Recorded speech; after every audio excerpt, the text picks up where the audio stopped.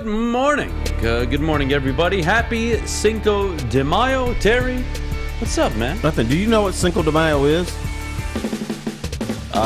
You don't know what Hump Day is. You don't know what Friday Eve is, or all right, to be completely honest with you, obviously I do know Cinco de Mayo. I don't know the complete culture, heritage, what it all means behind it. I know it's a celebration. Is it the Day of the Dead? Is that? I should know, because I've been to the Alamo and I've heard the the story of it, but I forget it. It's Mexican Revolution. But you know, one thing I'm thinking about is, no matter what holiday it is, we never celebrate it the right way. For instance, Christmas is supposed to be. How can you celebrate Christmas wrong? Wait, why? Well, I'm going to say Christmas is supposed to celebrate the birth of Jesus. So what do? We give each other gifts, so we don't think about that. Isn't that everywhere, though? Except for, like, everywhere. Israel? I'm saying we as a society. Oh, okay. And then we add spins to it and stuff like that. By the way, thank you, Adam, for not saying it's Mexico's Independence Day. That ticks me off. Oh, that's right. Cinco de Mayo is a celebration of their a battle, I believe. Yeah, a battle in Puebla between the French and Mexico. Yeah, I got it. And everyone's that's right. They kicked out the French, right? Idiots. But the French lose to everybody. They lose to the Mexicans. They lost to Hitler. They lost to everybody. They did. But we they're have still to build and then they talk trash. That's unbelievable. And they're very arrogant people. Yeah, if it wasn't for us, there would be no Eiffel Tower. That's what I'm saying. What's up, Terry? Man. I do want to get started with Brad Holmes' comments yesterday or the day prior on Jameson Williams. I'm not sure if you saw, quote, he was just in love with Jameson Williams, and obviously the idea of having a fifth-year option is extremely enticing. Right. And we'll go back to Deebo Samuel. They offered a first and a third. Obviously, Brad Holmes chose the latter between choosing a first and third round pick or just swapping picks and giving up a third for Jameson. Terry, Brad Holmes, we saw it last year when he was pounding the table, very excited about Penei Sewell.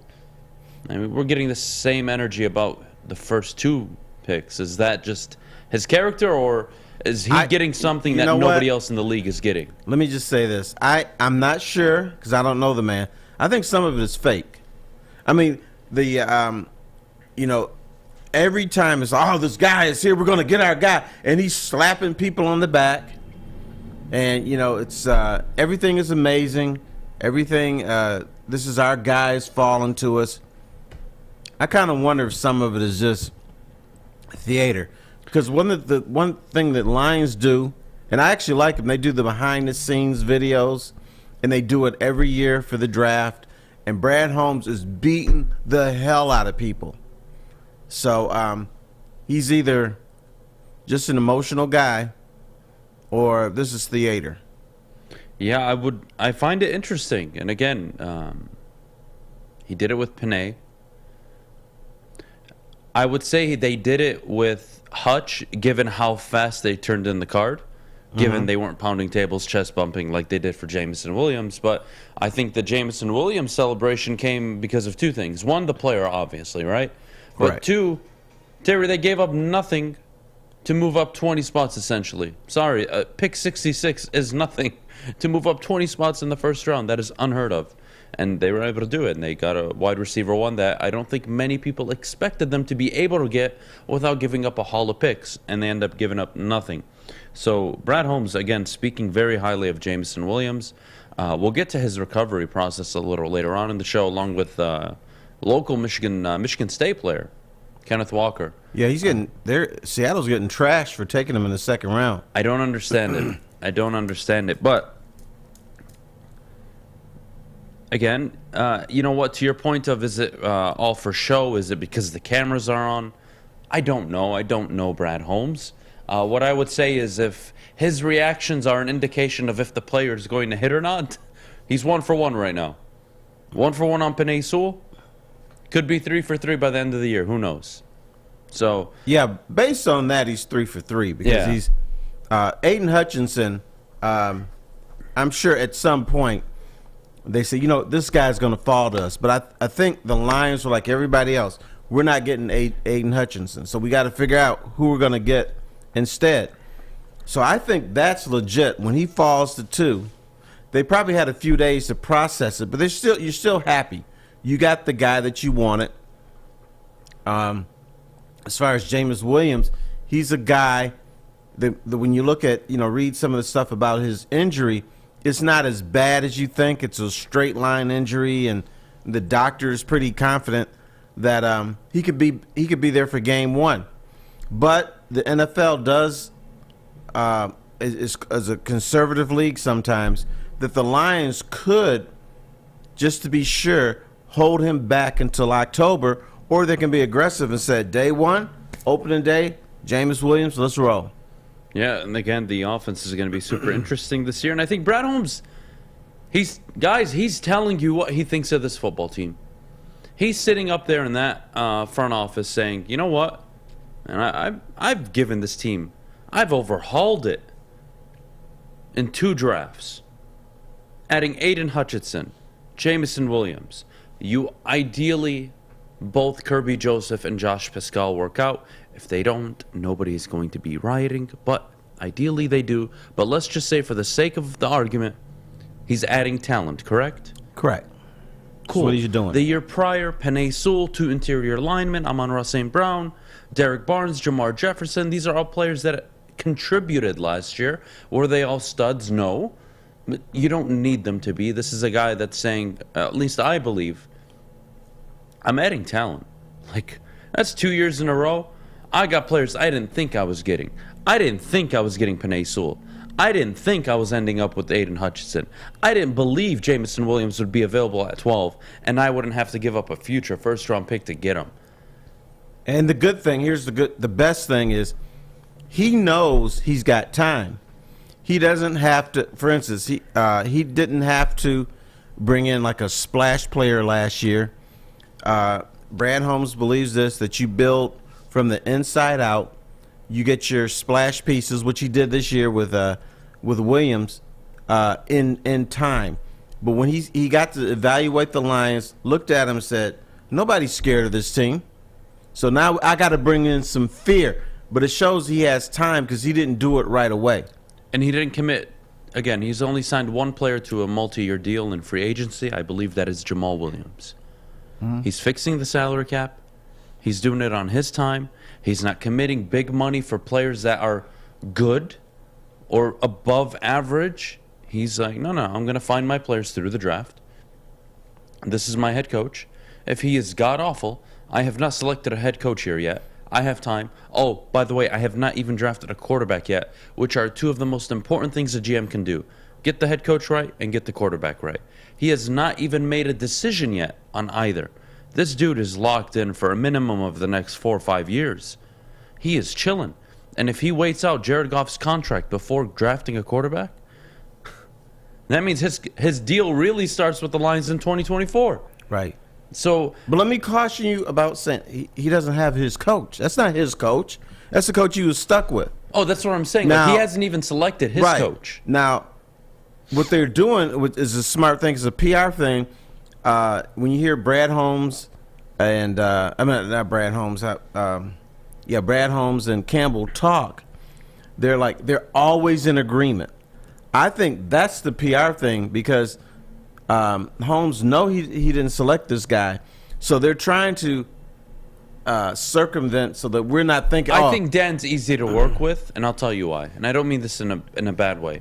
Brad Holmes is, I would say, probably more intellectual in terms of obviously talent evaluation. Yeah, but he's a goofball, right? He's a goofball, a goofball a little bit. But the point I'm trying to make is, I think Dan looks at Brad Holmes as, this guy is awesome. Like, he's going to surround me with the talent I need.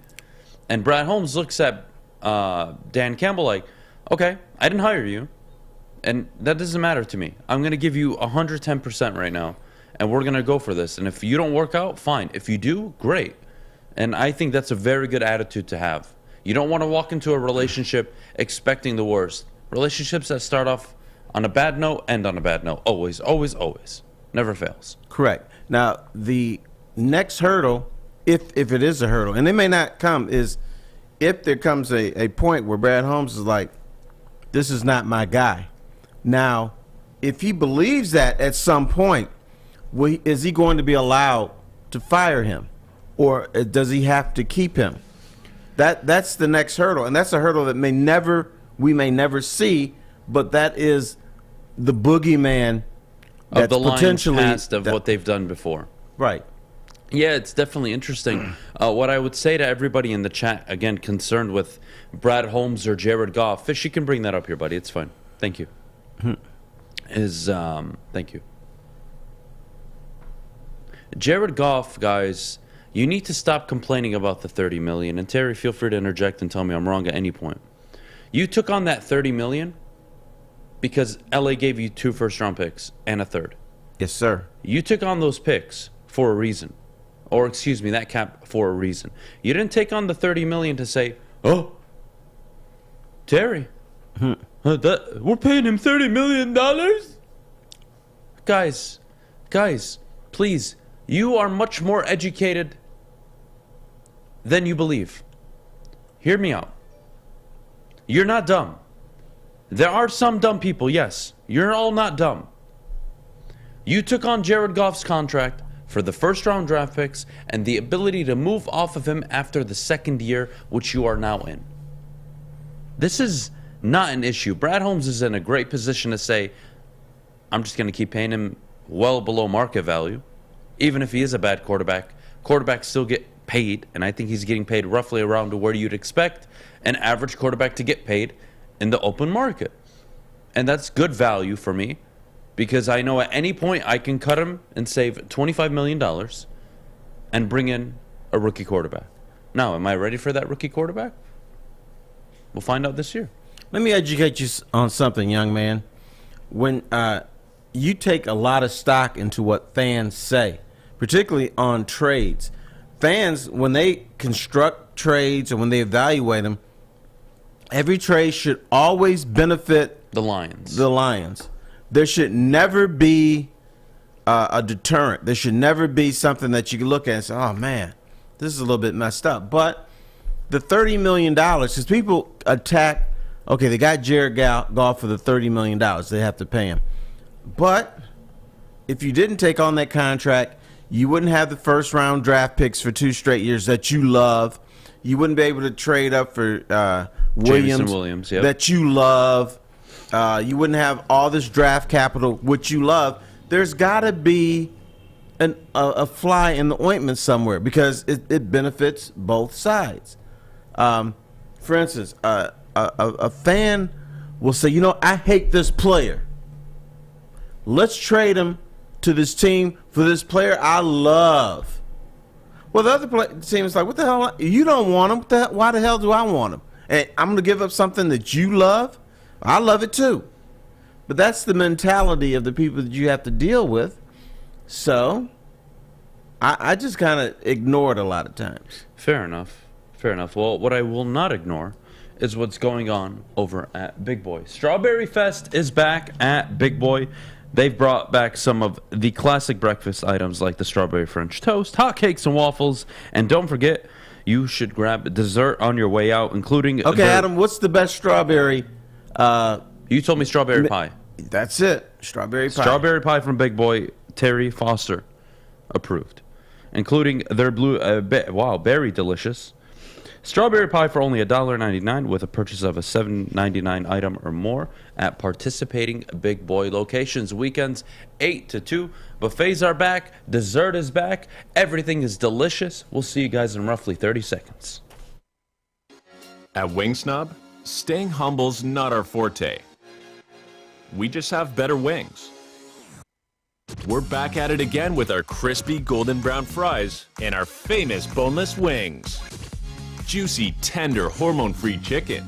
Your favorite signature sauces with no bone. Just when you thought Wing Snob couldn't get any better.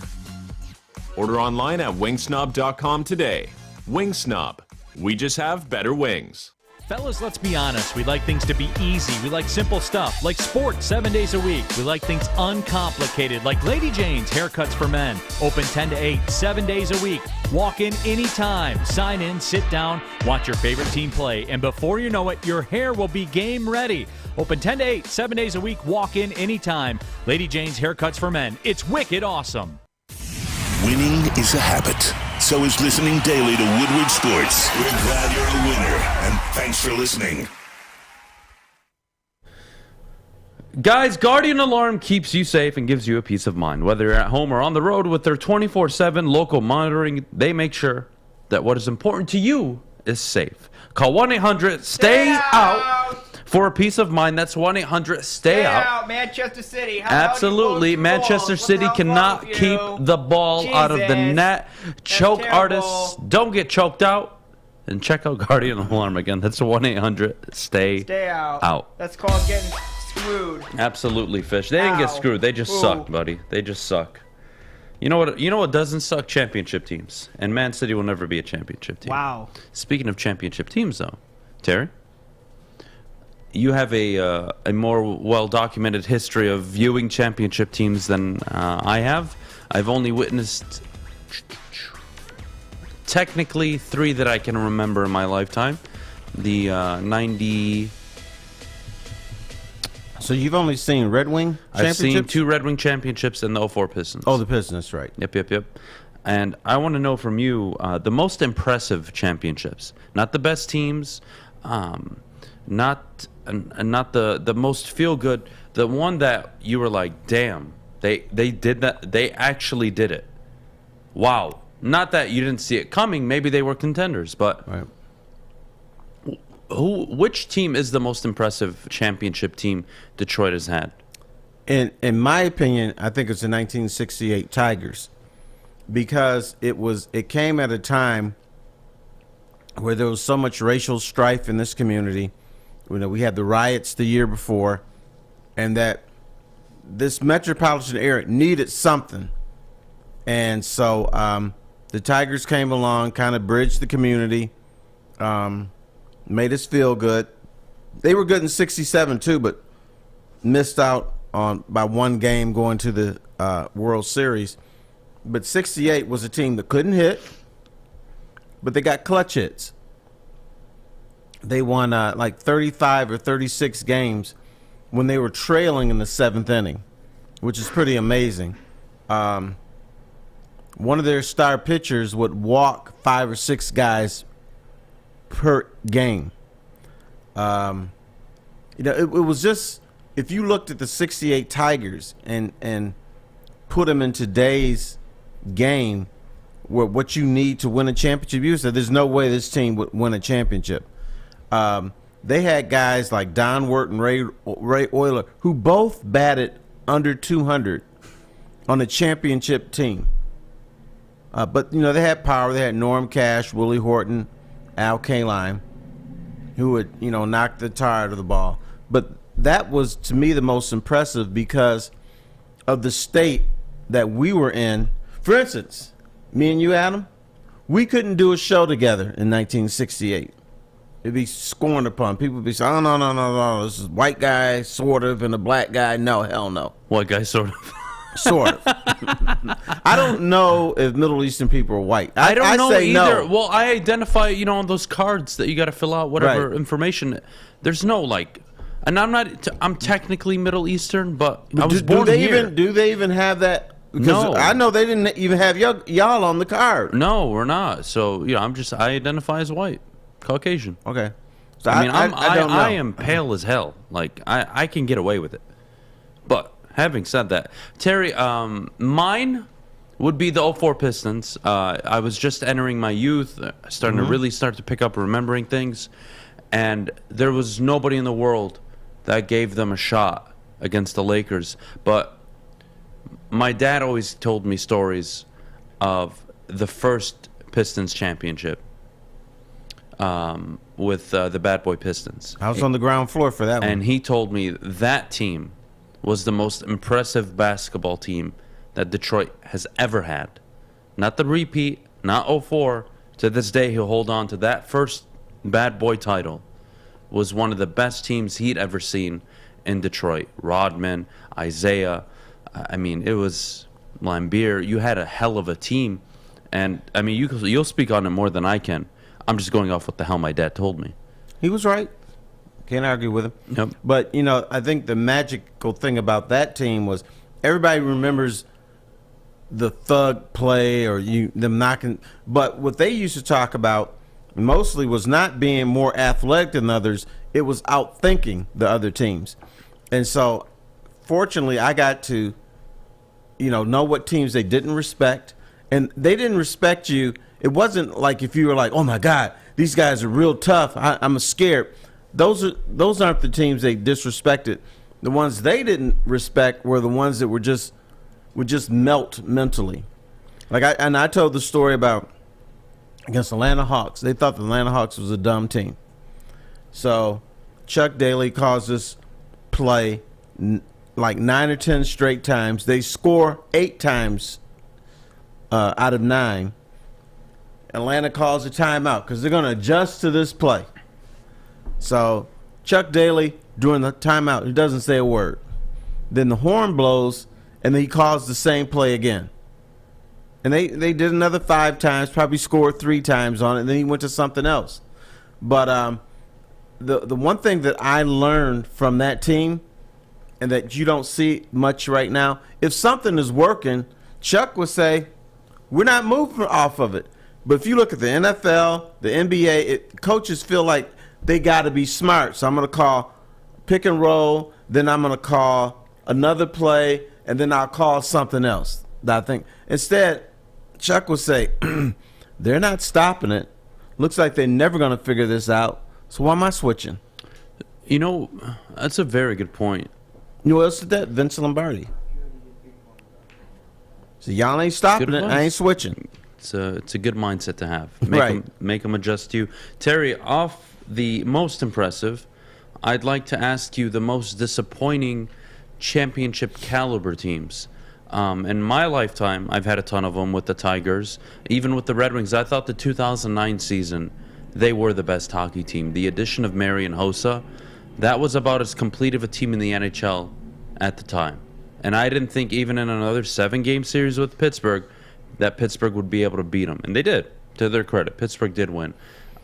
That's Game 7 at Joe Louis. Joe Louis, Yep. That was a very disappointing game because the Wings didn't even show up. No. They were and they came back late. The problem is they came on strong too late, and you can't do that. You cannot play hockey for the first 55 minutes and then decide, hey, we're going to show up in Game 7 for the last 5 minutes and try to tie it up.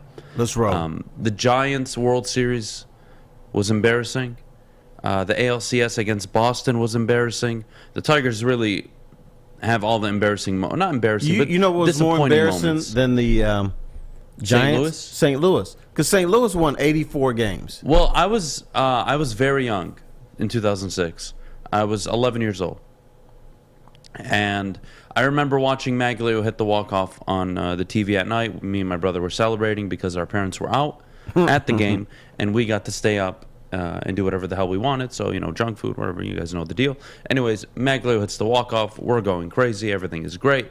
And, you go to school, and it's like Wednesday or Friday of the following week, 2 weeks after, and it's like, oh, they lost 4-0. And my only recollection is St. Louis beating the hell out of Detroit. You know why that happened? Was it because of the layoff? No. What is it? It's because the Tigers had to practice at Ford Field, and the negative Lions mojo sunk into them. It's hard. That's what happened. That's my theory. Do you look back at the 6 straight Eastern Conference Finals and look at that as like a disappointment during the early 2000s with the Pistons? With the Tigers, I think everybody can acknowledge they came up short with teams that should have won a World Series or 2. With the Red Wings, they at least won one. They lost in Game 7, and then obviously they had to transition. The Lions have never done anything. But the Pistons, those 6 straight conference finals, the game against LeBron, the series against Boston, is that disappointing at all? Yeah, it is. And I tell you what, this fan base was pissed about that. It was that team had become unlikable. And so you would think 6 straight Eastern Conference Finals, yeah, let's celebrate. That's great. But people wanted another championship out of that team. And, and I don't think they took basketball serious enough, because what was the mantra? If it ain't rough, it ain't right. And then, in the NBA Finals, Sheed leaving Robert Horry. Robert Horry only does one thing in life. He hits game-winning three-point baskets. So that's the last guy you want to leave. So people were upset about that, angry about that. It was, and then Ben Wallace was the leader and the captain of that team. But what happened was his stronghold on the team kind of disappeared. People were like, we don't want to play defense anymore. Ben, your way is old and antiquated. And Ben used to get pissed. Sometimes you go in the locker room and Ben is like fuming, and he'd just cuss out his teammates. And before, they were afraid of Ben. But then they weren't afraid of him anymore. So this old man preaching this defense stuff. We don't want to do that. Yeah, Larry Brown leaving I don't think helped at all. They were able to continue success a little bit, but I would point also to Terry, and tell me if you disagree, Michigan football and Michigan State football recently, their college football playoff appearances, I don't want to say they were disappointments because they're going up against much better teams, but dude, it is embarrassing. Brother, that was embarrassing. Thank you. It was ugly. It was nasty. But we have gone decades and decades in this area. Big Ten is the best football conference in the nation. We would say that all, and when the Big Ten would lose, we made excuses for them. Well, the reason they lose these Rose Bowls is because it's like a home game for USC, a home game for Washington, who has to still fly 3 hours to get to LA, so that's not a home game for them. So we always made excuses. Or the Big Ten beats each other up and they don't have enough energy to play Iowa State. That's all baloney. So I'm not going to say, well, the SEC is better. We have that mindset. We're the best, or we've had it for years. I think now it's finally been erased, but we had an arrogance about the Big Ten, and it's unfounded. I think both, really Michigan more than Michigan State. Michigan were very arrogant, not only arrogant, stubborn. They would never adapt with where football was going. It was always the Michigan way, even though the Michigan way, and by 2004, 5, 6, 7, 8, had been 10, 12, 14, 15 years since you had last been to a national title game. So I think Michigan was more disappointing, in my opinion, than Michigan State, not just because of expectations. Michigan State at least delivered on multiple occasions throughout a 2-decade period. Michigan 04 and then this past season. That to me is disappointing. But Terry, I'll tell you what isn't disappointing is me making a ton of money off the NHL playoffs. You did it again? I did. Oh Lord. I did. I took Scared Boston. I took Boston to lose, and I'm very happy about that. And I also took the But isn't Boston losing pretty easy because they can't do anything with the Carolina? In theory, yes.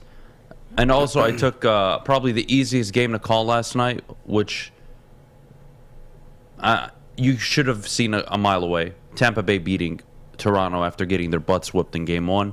That was an easy game to call, so I made some good money on my bookie, and there's no better time to sign up for my bookie than right now. The NHL and NBA playoffs are kicking off. They're already in the first round, heading almost into the second round out in the NHL playoffs. They're going into Game 3 now in all those series, so it should be fun. Check out my bookie at mybookie.com. Use code Woodward, and as always, if you suck at gambling or have a gambling problem, call 1-800-270-7117. It took exploring 50 different formulas and hosting countless taste tests, but we believe Gypsy Vodka is the smoothest vodka on the market. Don't believe us? Ask the owners. We're Mike and Adam Kazanowski with High Five Spirits Distillery. We're in close to about 1,200 locations throughout Michigan. We wanted to create a brand that was geared more towards freedom, love, adventure, and at the end of the day, we really wanted to tell a story that inspired other people to take risk, follow their dreams, whatever that might be. The official sticker partner of Woodward Sports. When it comes to stickers and signage, think Sticker Genius. We support this local Detroit business, and we are excited to show you our latest project, the Planet Fitness Studio from Sticker Genius. If you need custom stickers, wall graphics, window graphics, and plenty more, reach out to our friends at Sticker Genius. We at Woodward Sports couldn't be any happier with the service they provided us. They were quick, easy to deal with, and super professional. Head to stickergenius.com today. We are the network for Detroit by Detroiters. Welcome to the Woodward Sports Network. Welcome back, and thanks for joining us on the Morning Woodward Show here on the Woodward Sports Network. Also featured on the Roar on 99.1, 93.5, and 94.7 HD2.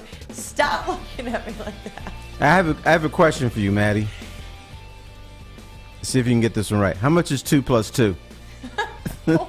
I'm just wondering. Wrong! I'm not drunk, I swear. No, I heard you had a big night, so you may have lost a few brain cells. How much is 2? What does that mean? You had a big night. You know, that's what my sources are telling me. Your sources? Yeah. Your sources can go suck Adam's. Okay, pee-pee. are my sources right? No. I do not like my junk being addressed as that, by the way. Inappropriate. Is it pee-pee? No, it's inappropriate and demeaning. Anyways. You didn't have a big night. Terry. She had a big night. It's my sources are telling. My source is never wrong. Well, I feel like your sources are wrong. Okay. A lot. But that's just me. I think Are the you the sources are source? spot on. Samuel Fisher. Fish? What? Talking shit this morning? I mean, Okay. sometimes. Did Maddie have a big night or not? No. There was no big I don't know. I mean, Fish, can you fix her camera too, by the way? sure. Terry, while he fixes her camera. yeah, that's bad. God, what was I going to tell you? Kenneth Walker. Right. Seattle Seahawks. They draft Kenneth Walker in the second round. I thought it was a very good pick. Chris Carson is not reliable. Rashard Penny not reliable. They're not consistent. I thought it was a good move for Seattle to go after Kenneth Walker. But Terry, a lot of backlash in Seattle. Why did they take him? Right. I find that interesting, considering if they cut Chris Carson, they'll be able to save $10 million off the cap. Chris Carson can never stay injured. I mean, never stay healthy. Yep. I like Penny, but he's not reliable. I agree with you on that. The same issue. As a talent, I like him.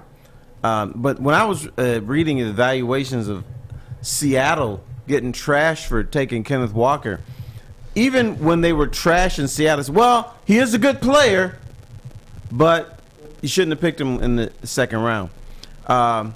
Pete Carroll, and this may be the end of Seattle as we know it, but the bottom line is Pete Carroll likes to run the football, and he may never get a great defense again, but he wants to run the football and have a good defense. So it made perfect sense to me for them to get a guy like Kenneth Walker, and I think he is an exceptional running back. A lot of people just didn't see him play enough. Kenneth Walker in the open field has this funky, I call it sleight of foot, where he's in front of you and you're about to blast him, and he puts his foot in the ground. All of a sudden, you miss him. He has very good speed. It was below 4.4. And, if you're 4.4 or 4.5 and you're running back, that's good. So he has exceptional speed. He has that running back wiggle. And so I think it was a smart move. In fact, I was prepared to come on this show and get in trouble.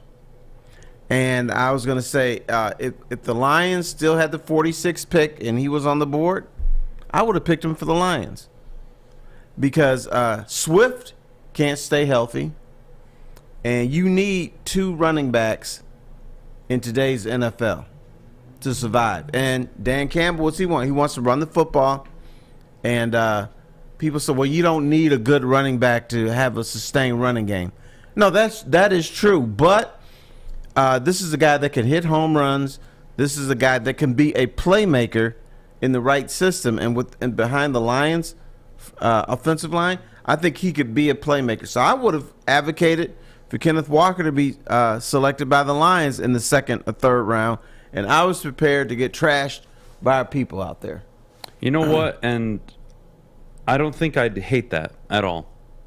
Okay. I really don't. Especially in today's NFL.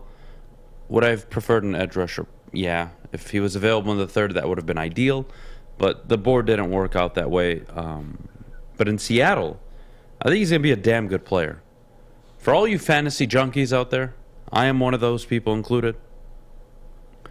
Watch out for Kenneth Walker to be an early second-round pick in your fantasy leagues. It wouldn't surprise me. Do you really want a rookie on your fantasy team? Oh, absolutely. They're so valuable, especially at the running back position. Okay. So just like inside information here. Very secretive. Okay. I'm not a fantasy guy, so I'm just asking. So essentially, Terry, the idea of it is, Najee Harris last year, right? A rookie running back on an average team. No wide receivers. Unfortunately for him, he didn't have an offensive line, neither does Seattle. But you saw Seattle, they were able to run the football down the stretch with Rashard Penny last year. They should be able to do something similar with Kenneth Walker, who I think is a better player. And he's also a pass-catching back. And that is value in fantasy. So I think he's a guy that could go in the second round in a lot of fantasy leagues this year, especially if he has a good camp, named a starter. They cut Chris Carson. The second they cut Chris Carson, Kenneth Walker is going to shoot up the boards. But back to on-the-field production. Forget fantasy football for a second. As a guy I think is a good bell cow back. I think he's a 3-down back. I think he's a guy that's going to be very good for Seattle. The problem for Seattle is he had so many holes, Terry. And to go for him that early, what was it, pick 41? Correct me, guys, if I'm wrong. That was 41. It is early for a running back. Now, if he ends up being Jonathan Taylor, nobody will say a damn thing. But, essentially, you're banking on this guy going for 1,200 yards and 400 or 500 through the air. That's what you're relying on. That's what you're expecting out of Kenneth Walker. Not year one, but by year 2, year 3. That's the kind of production you want. A guy that can go over 1,000 yards on the ground. And catch 200, 300, 400 yards in the backfield.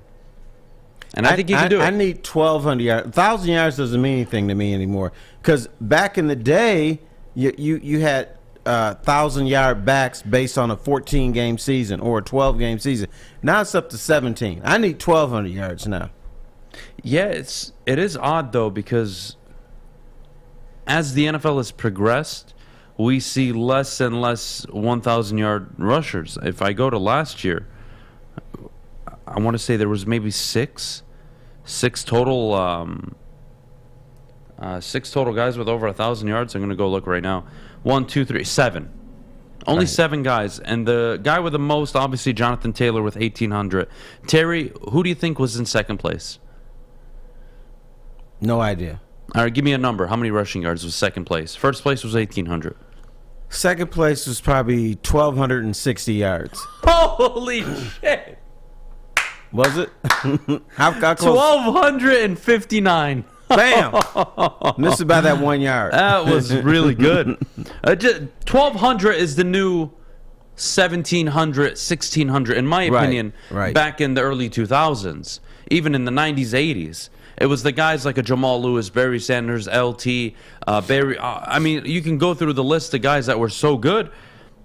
I think 1,200 is the number now because you're not getting as many opportunities. You're splitting carries.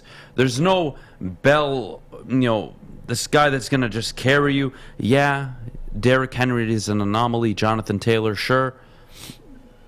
But the league's a passing league. And at the end of the day, like you said, Terry, you need 2 running backs. It's no longer I need my 1 premier running back, and I'll figure out the rest. It's not how the league works anymore. Like, for instance, going back in the day again, this is a tough. Who backed up Barry Sanders?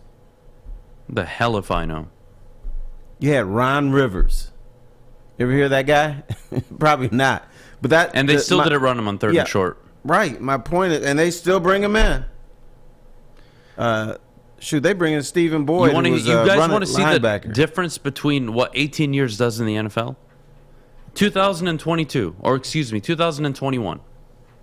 The NFL had 7 1,000-yard rushers. 7 only. Right. In the year 2004, the NFL had 18.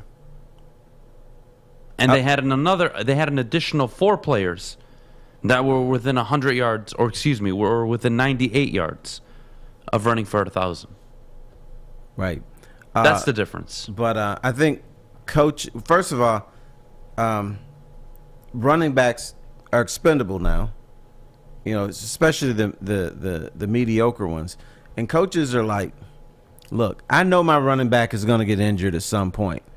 So instead of running him 300 times, I'm going to take the chance and run him 140 times, 150 times, and have some other dude run 150 times. And maybe I can keep them healthy that way. Because every time you carry the ball in the NFL, I mean, you risk serious injury. So I think coaches, it's, you know, the games as in plural had changed so much. For instance, NHL playoffs, you enjoy that now, right? Of course. 20 years ago, the best players, you could grab them, hold them, clutch. Now the NHL said, no. We're not letting our better players show what they can do, so we're not going to allow that anymore. NFL has changed. Like the kickoff used to be a thing. Now that's disappeared. Everybody had to have a stud running back, and then the second string, it didn't matter who it was. They could put Oopsie the Clown out there for all you cared. But now it's a two-back thing. It's a passing league now, and the league is doing everything it can to make sure that wide receivers are protected. Wide receivers are not grabbed. Wide receivers, you can't touch them after 3 yards. So that part has changed. Absolutely. Well, you know what doesn't change? Baseball. It's the same crap every year. Yeah, well, if you tell Maz, he would be very offended because his 1942 Mets are very important.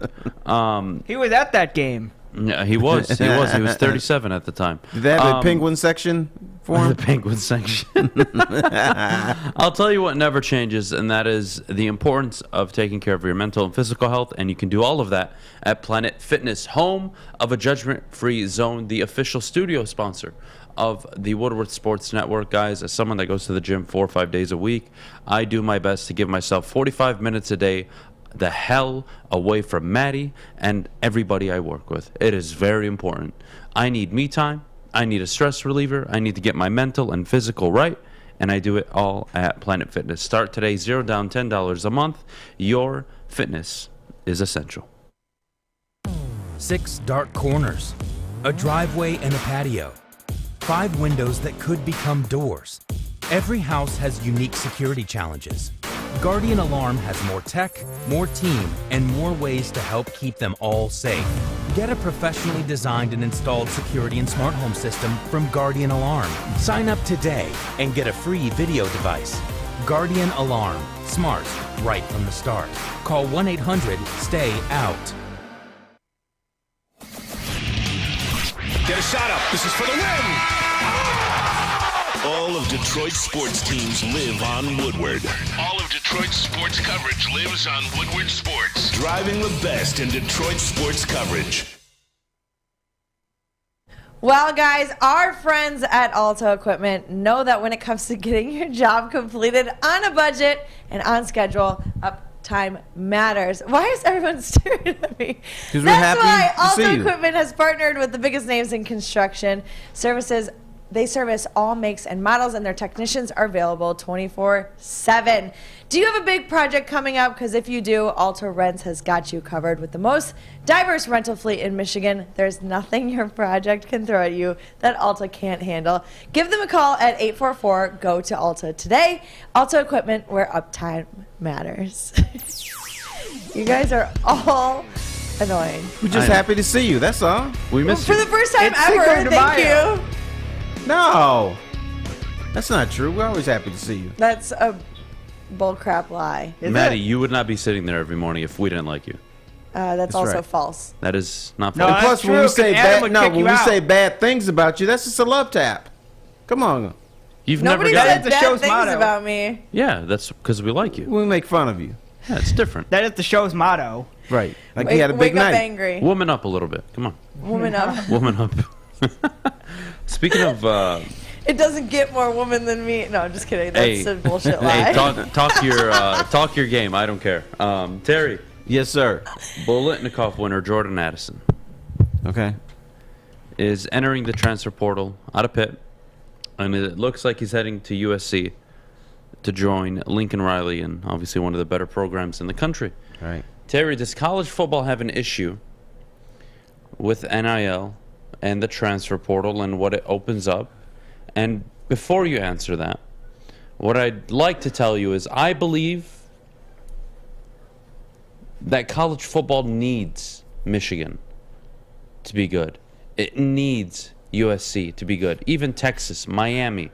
It needs some of those schools to be relevant and good, as well as your Oregons, your MSUs, teams that were referred to as Tier 2 schools, and then they make the financial commitment to step up and try to become a Tier 1. You want those as well. I think diversity is good. Obviously, the SEC is the best conference, but I like to see the historic teams relevant. I think it's good for the game. I think it's good for ratings. I think it's good for sports talk. Yeah, I want to see USC go undefeated this year, and I won't apologize for it. I don't care. They're going to pay him, what, $1 million to leave Pitt? Good. Let him get paid. You guys wanted this. It's true, but there needs to be some additional rules. For instance, the NIL and the transfer portal, I believe there needs to be a period of time where you can enter yourself into the transfer portal. You shouldn't be able to do it in July, because by July, teams, they think they have their rosters set. They think they know who their 2 and 3 deeps are, and it's unfair for the program and your quote-unquote brothers who you're playing with to leave them in July or June or even now. What's the problem if I'm Lincoln Riley and I call you and you're the receiver out of Pitt? Sure. What's up? Hey, Jordan. Listen, I got Caleb Williams here. I've got multiple 5-star linemen, running back, and wide receivers. I think you walk in and you're the number 1 wide receiver on this football team. I believe we win the Pac-12 this year with you coming over here. And not only that, I'll give you my private jet for you and your family whenever you guys want to head out on a weekend vacation after the season. I'll give you some strippers. I'll give you $1 million. And how about you come play for USC? Okay, that's fine. Well, Coach, okay, fine. What's the problem? Can't you make that phone call in February? Because you still have the same information. Yeah, well, okay. I think it's I unfair. may sound extremely naive right now. I want to say Lincoln Riley was announced in mid to late February as USC's head coach. And even then, yes, you're right. It should have been earlier. We're in what, May now? It should have happened in March maybe. End of March at the latest. Fine. Give them 4 to 6 weeks. I think with the NIL, there's a lot of rules they have to figure out still. I don't think they have good guidelines. They've never had control of this. It was always happening. Let's not be ignorant and say it wasn't happening. This was always happening. And we punished people for if you got caught doing it, but if you didn't, or we knew you were and it just pushed it under the rug. I am okay with this. I have no problem with, again, one of the better wide receivers in the country saying, play for Pitt, play for USC. No Kenny Pickett, Lincoln Riley, Caleb Williams, private jet, LA Chicks, USC historic program. Yeah, I'm taking that. These kids have options now. You never had options back in the day. They have not options. Hating on him. Wish it could have been done earlier. How do you put rules in place to avoid this? Because I didn't like that Brian Kelly was able to leave and accept a job for LSU. And Notre Dame might have been in the college football playoff, given a few results had gone their way. That is true. And I think that is not okay. And what I also think is not okay is these coaches. Maddie, what is it called? The little 360 thing that goes around you and you like record videos and stuff. Do you remember the Brian Kelly video of him doing some weird dance? Yeah, I know what you're talking about. So no man or woman over the age of 45 should ever be allowed to do that. See, I don't even remember that because all I remember, am traumatized by it. All I remember was the Southern accent. How Brian Kelly got a Southern accent. Family. It's my family. Imagine I showed up, Terry. You invite me to a barbecue, and I just decide I'm going to talk like you and all your family. How would that make everyone feel? That would be extremely, extremely disrespectful. It would be. You'd be kicked out. I get my ass kicked. I don't understand Brian Kelly, but look, is this an issue for college football? And I think the question that ultimately why I'm bringing it up this morning is I'm serving you up. Can Michigan and Michigan State ever achieve, forget the SEC, could they ever achieve a recruiting program like in Ohio State? And I want to say, tell me I'm naive, I want to say yes, but it'll come at the ultimate price. They're going to have to win a national championship. Not college football playoff appearances, not national championship appearances. They're going to have to win a national title to get there. If you notice with Michigan basketball, it took multiple championship appearances, multiple Final Four appearances, and then people started to say, that's a basketball program. Wow, very well. Good job. John Beilein built that. Cool. You don't even have to win a national championship. You got to be in willing. Football, you have to. Well, no. You don't. You got to be willing to get into the mud. You got to, there are things the SEC does that the Big Ten, we're not going to do it. But you've got to be willing to do stuff that's a little shady. And the Michigan fan base has always said, no, we don't want our team to do that because we're special. Okay, hear me out. I think that's a bunch of crap. Tell me if I'm wrong. You're wrong. I don't believe it's that. I believe that is internal insecurity because they believe or they know internally they can't compete. And they want to use, hey, we're not cheating. That's why we don't win. I just think they're too scared to, one, even go down that route. Two, open up the program. Stop trying to be so goddamn... Dude, how can you disagree with me and then say something I just said? That doesn't make sense. I'm talking from the fan perspective. I apologize. Okay. I didn't mean to disagree with your point. No, you disagreed and then agreed with it. Duh. I apologize. All right, you're good. Hear me out. I think it's more insecurity than just, we're Michigan. We don't go to that level. Yeah. Well, that level is winning. And shouldn't a program like Michigan, I don't know, want to win? Right. In other words, you need more bagmen. Let's face fact. It kills me when people say, Alabama, Nick Saban, he's a great recruiter. Or, Dabo Swinney, he's a great recruiter. You don't think they have bagmen? And you know what's in the bag? Money. And lots of it. Right, lots of it.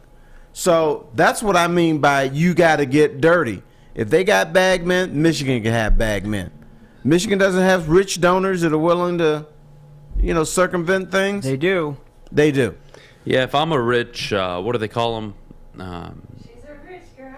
No, that too. Terry, what do you call the, boosters, right? If I'm one of those wealthy boosters from Michigan, I am throwing a rave party at one of my unknown locations for these college football recruits every single offseason.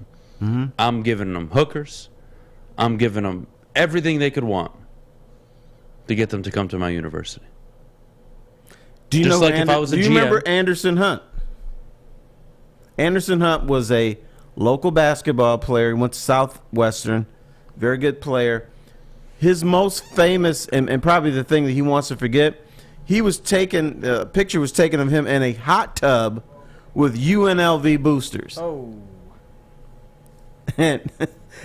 And I've seen him a couple times. I say, Anderson, and he hates seeing me. I'm like, how was that hot tub? He said, man, you awful. But why was he in the hot tub with boosters?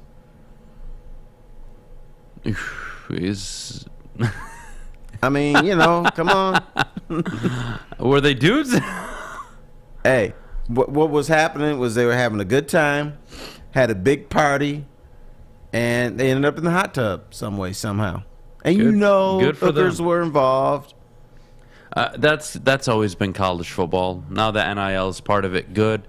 I don't see a problem with it. Should they get better rules, Terry? Sure. I'm sorry. If I'm the number one wide receiver voted by my peers last season, and Lincoln Riley just took the job at USC, and I expect USC to win 11 games this year, why would I stay at Pitt when Kenny Pickett just left? I have zero interest in staying. I could go win the Biletnikoff again in the Pac-12. Like, it's a no-brainer for me for Jordan Addison. I don't blame him. Oh, and I can make a cool $1 million. Yeah, I'll take it. Yeah, you're not wrong. But the old fuddy-duddy in me is saying, why can't we do that in February? And I understand this is probably a circumstance where you couldn't do it in February, but I think there needs to be guidelines. What you've had the NIL, you had the transfer portal for a couple years, and the people who are paid a lot of money to figure things out didn't know what it was going to be like. So now that you've had time to see what it's like, you need to make some adjustments.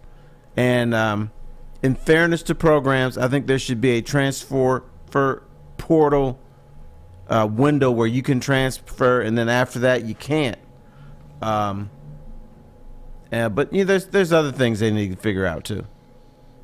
What do you think the biggest challenge in college football is for every program outside of the SEC? Is it recruiting, or is this going to be a cat and mouse game where Texas A&M just fronts up a lot of money and they can get all the recruits they want? I think the biggest challenge is there are programs, they'll do anything to get a kid on their campus. They'll do anything to get them in their program. For instance, I think Texas has a thing now where if you're an offensive lineman and you go to Texas, you get $50,000. Whether you play, whether you sit, you just get $50,000. So is that right or wrong? Do you think a salary cap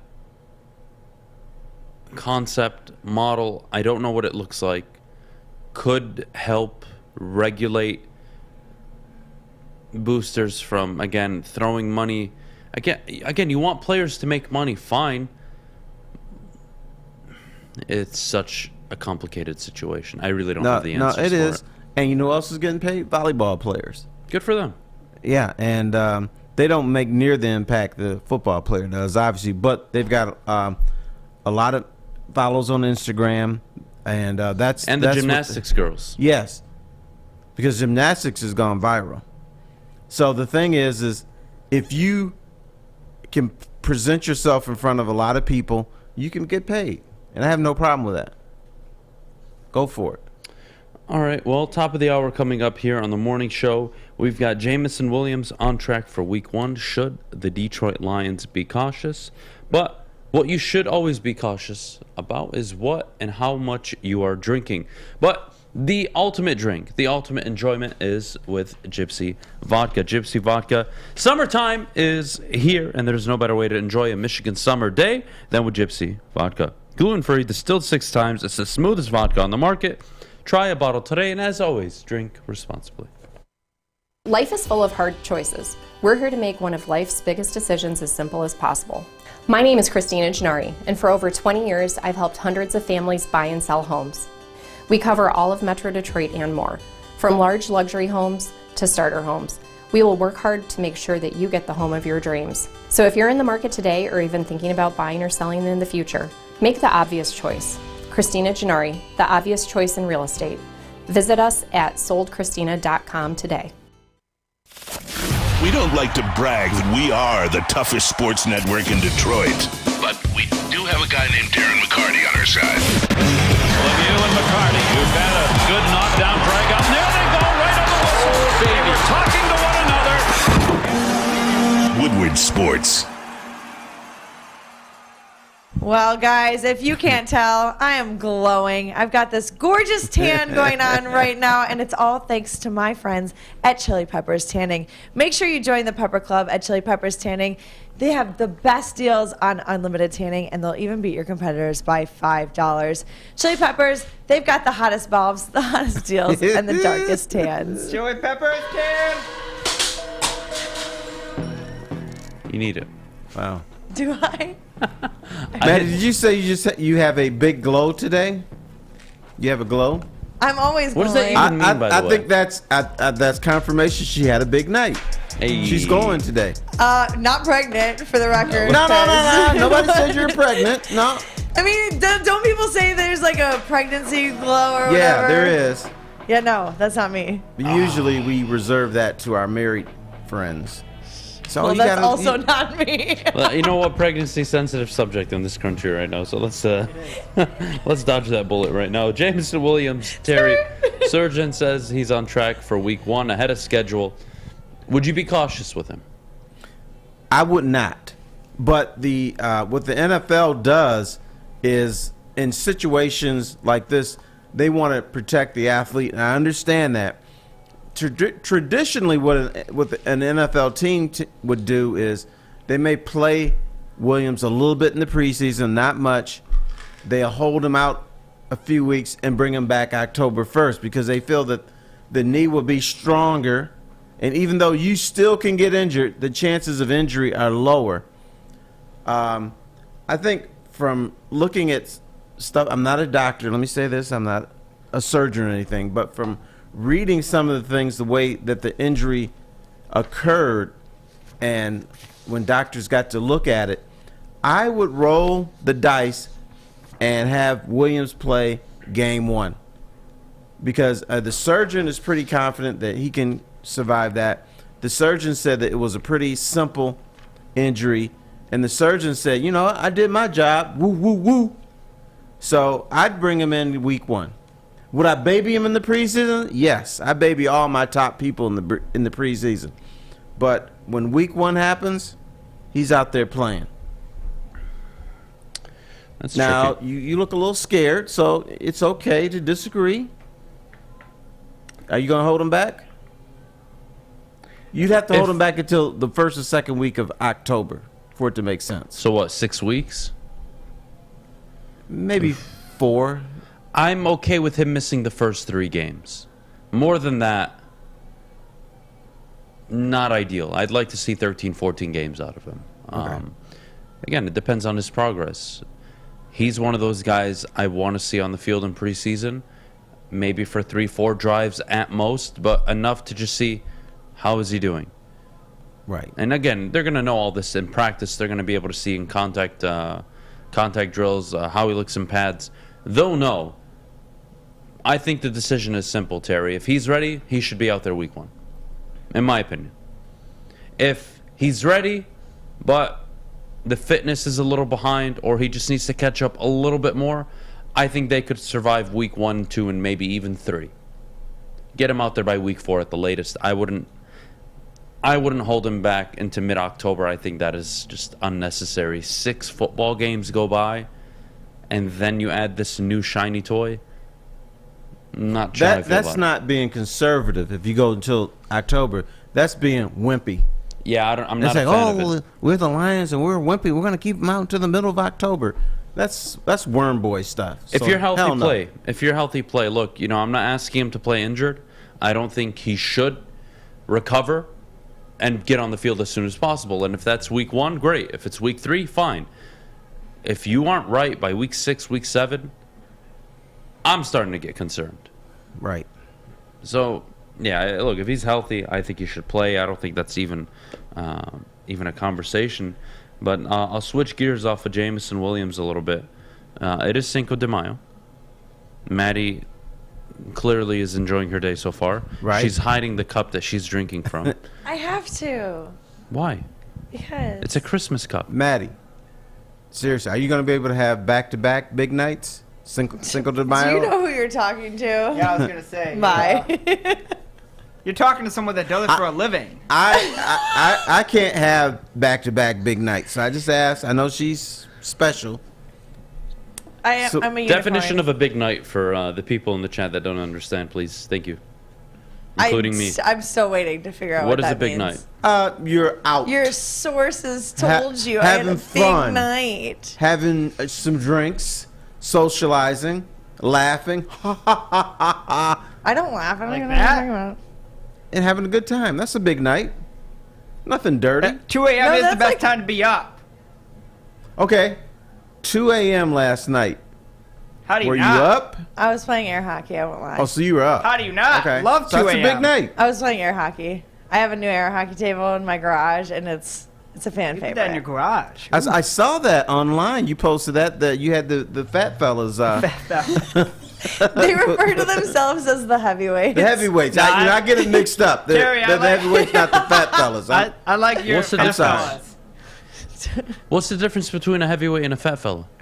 There's really no difference. There's no difference. Well, it's politically correct. That's really the only difference. Politically correct? No. It's what they bill themselves as. Is the heavyweights. Like the fat models. Right. They're the what are they? The fat guys that used to dance at the rubber tires or the inner tube. At the Palace, they used to have fat guys dance during the intermission. Bless you. Now, what were they? The inner tubes? Or I have no idea. Just call them fat fucks. No, they were the rubber tires or the spare tires. That's what they were. That's how fat they were? Yeah, they had big bellies and they out there dancing. Are you sure they're not sumo wrestlers? Oh my god. No, they were dancing, brother. Oh, okay. They're the spare tires. Easy says a heavyweight can kick your ass. Hey, I don't fight people anymore. Good. Good for you. Good So for anyway. you. That makes one of us on this show. Who even fights Easy, anymore? you're not a heavyweight, you're a fat fella. Let's call them the fat fellas from now on. I will. Me and Terry probably do it. And Adam, you'll do it too. Yeah, look, I think the Fat Fellas is a great show. But you know what? Here's the thing about Easy. He is a big man, right? Uh-oh. He's got a big ass belly. There's certain women, they like that. They like that teddy bear. And that's the Easy. Easy pulls at the bars. Oh yeah. Let me give you a hug. He's my teddy bear. So Easy's playing this stuff. Easy, he could probably lose weight, but if he lost weight, he'd lose women. Like for instance. What are we doing here?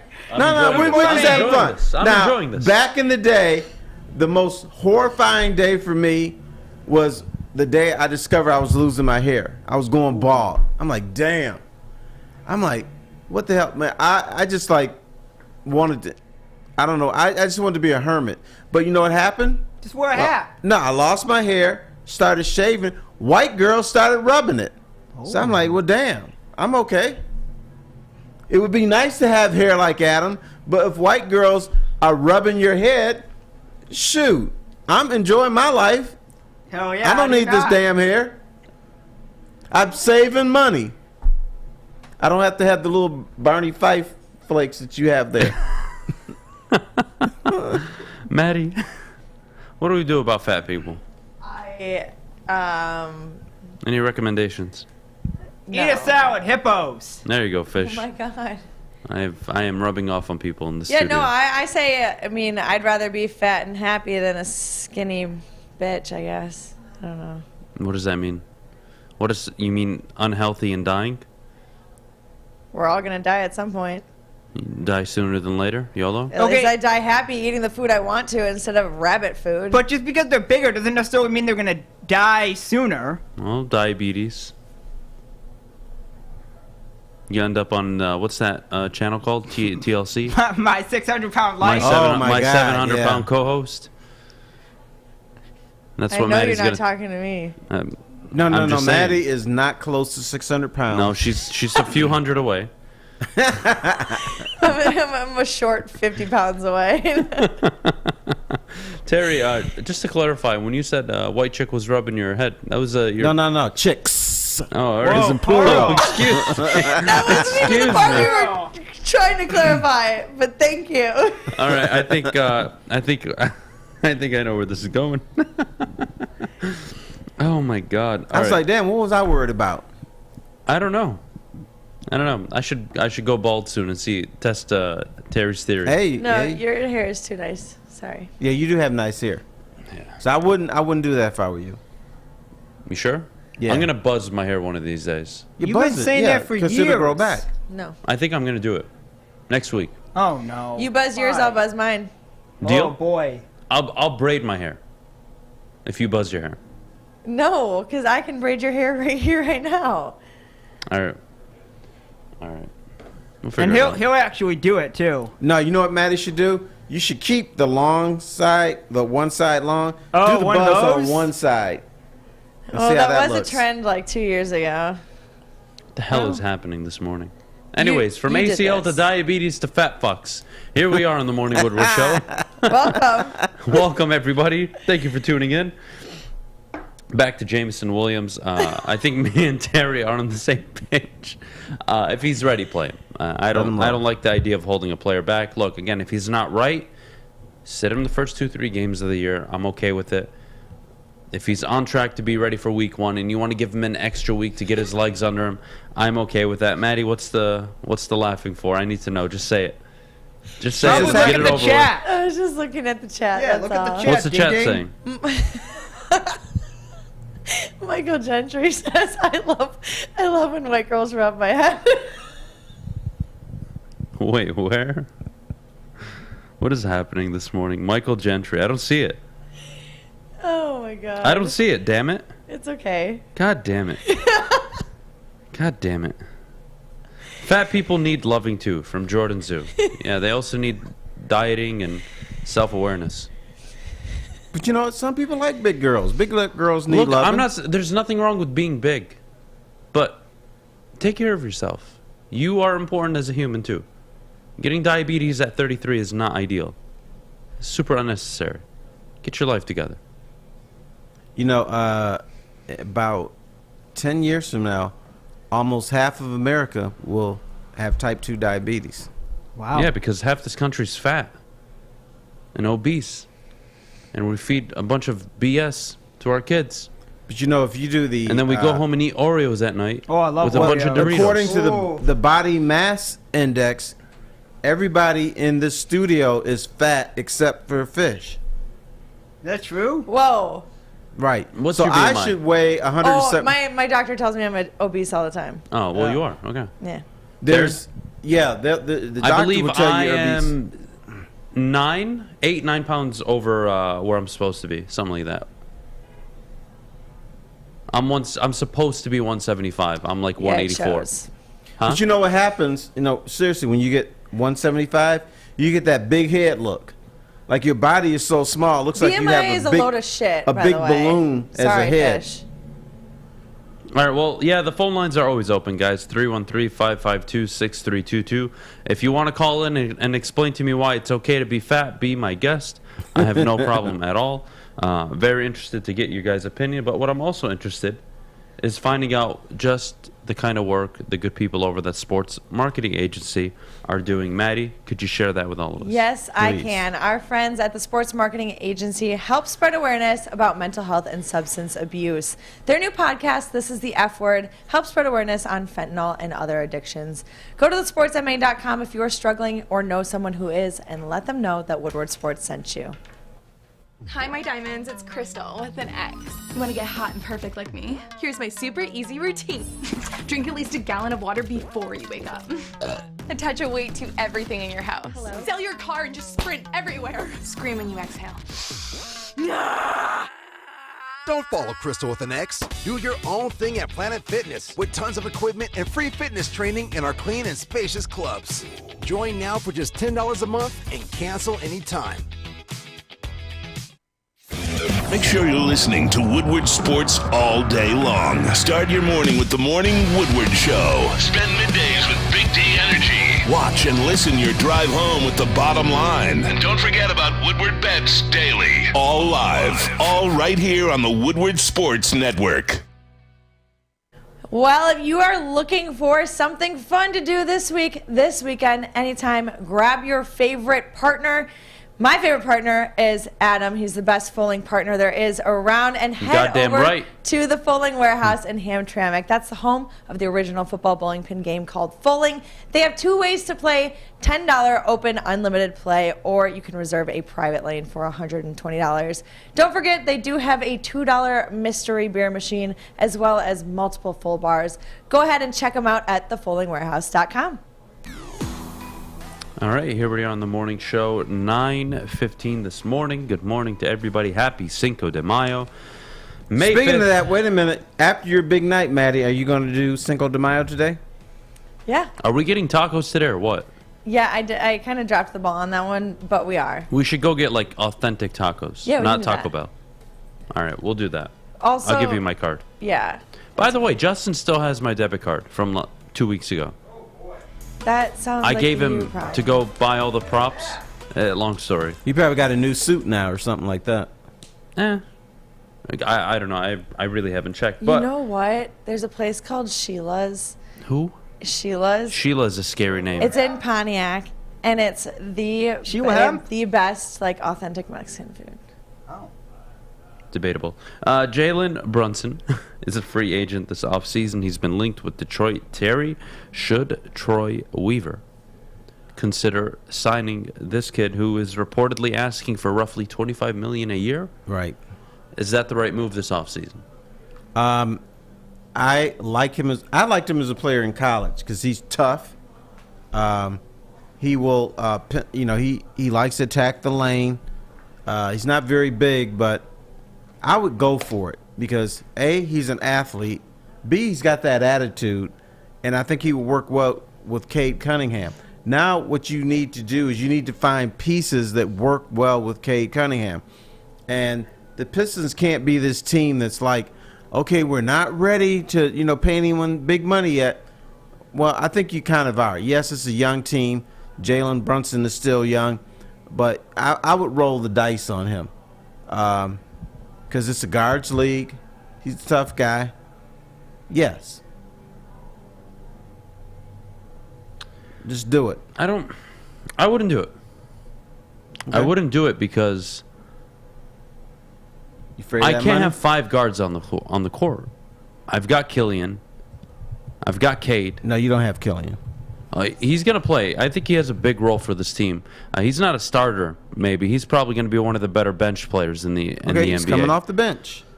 Well, you're still going to need, again, Sadiq and Cade on the court. You're looking for a stretch 4, a center, or even a solid number 3 once you trade Jeremy Grant. Jalen Brunson, how does that on the court fit look?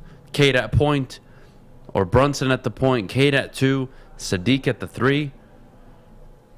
It's a small lineup, and small ball's working in the NBA, yes, but this team needs a 4 or a 5. But he's an MF. He's an MFer. He is. But are we just getting Jalen Brunson in the playoffs right now, who has the highest scoring average per game, or are we getting a guy that just had a good few months, 5, 6, 7 months now, and really his first really impressive season? That's risky business.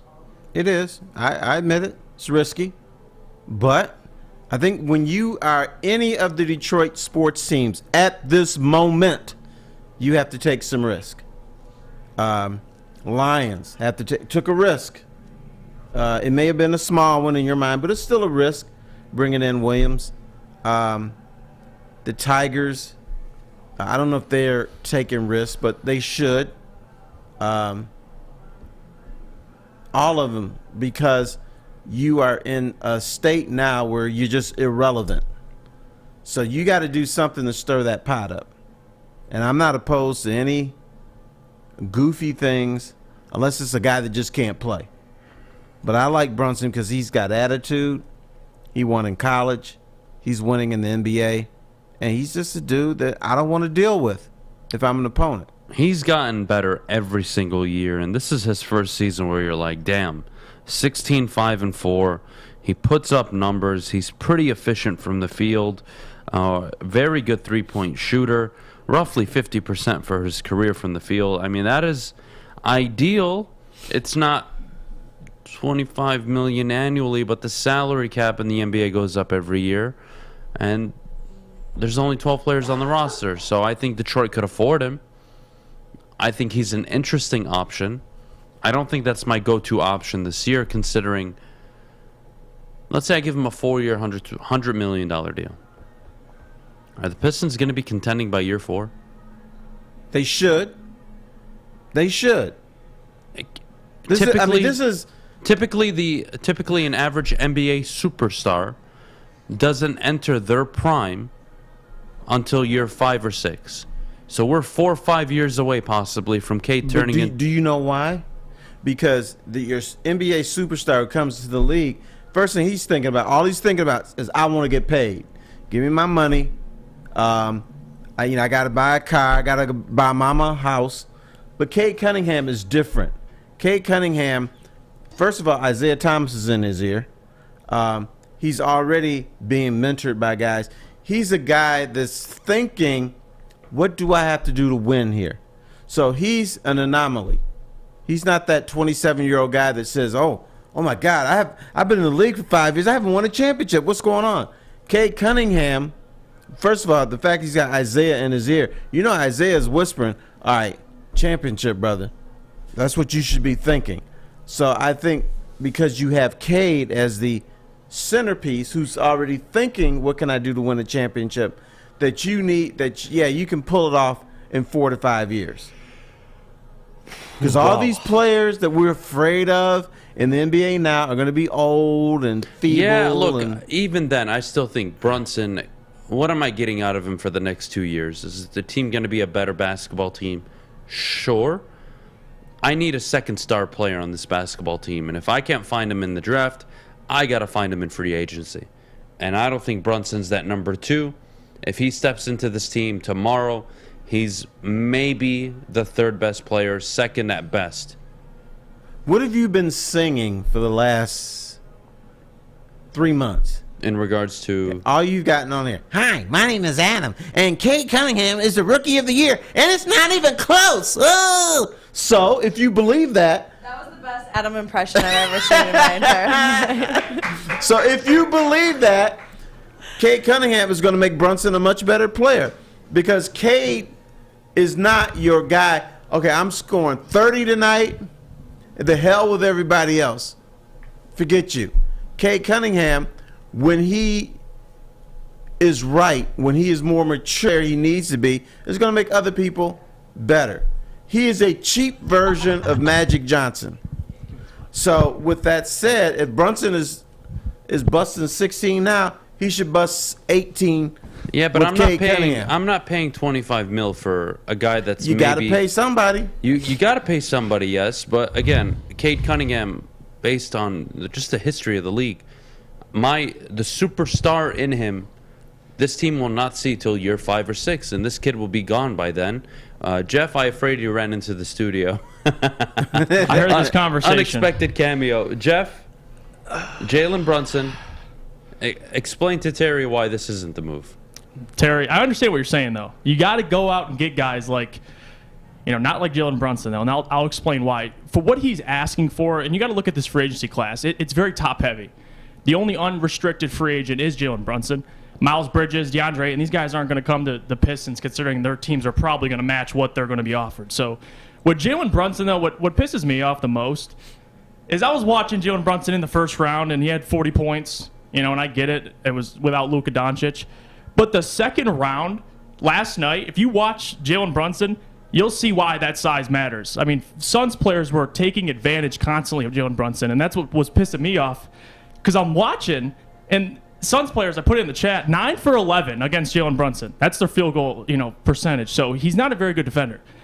Offensively, I always ask myself, if you're going to sign a guy like Jalen Brunson for $25 million annually, what's his ceiling? And right now he's given the Dallas Mavericks 16 points. I like it, but I just don't see that as a future backcourt with Cade Cunningham. I just don't see it.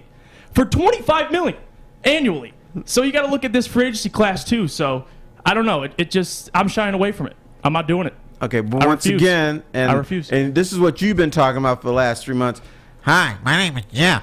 Cade Cunningham is the Rookie of the Year, and it's not close. So if you bring in a guy like Jalen Brunson, he's going to average 20 points a game. Yeah. If you guys really believe in Cade Cunningham, they're going to make Brunson, who is a MFer, all right, a better player. Yeah, he's undersized. But here's the other thing. The Pistons can't pluck free agents out of there. People don't want to come and play here. All right? LeBron's not coming here in his prime.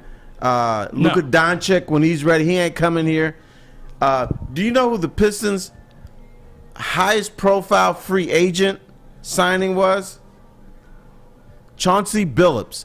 And at that time, people questioned Chauncey because he's a selfish player. He didn't work in Boston. What's he coming here for? They had to have Larry Brown reinvent him and make him, turn him into a point guard. So guys in the NBA don't want to come here. And even if Cade is good, they're still not going to come here. So you got to get what you can take. Yeah, but again. But this is my issue, and I'll respond. I trust Troy Weaver. So with Cade, I love Cade, but if we're looking at additions, if you go out and you pay Jalen Brunson $25 million, Terry, like that's something that is the Pistons move for the last 15 years. Like, why are we? And I get it, Cade has sped up the rebuild. That is a fact because of how great of a player he is.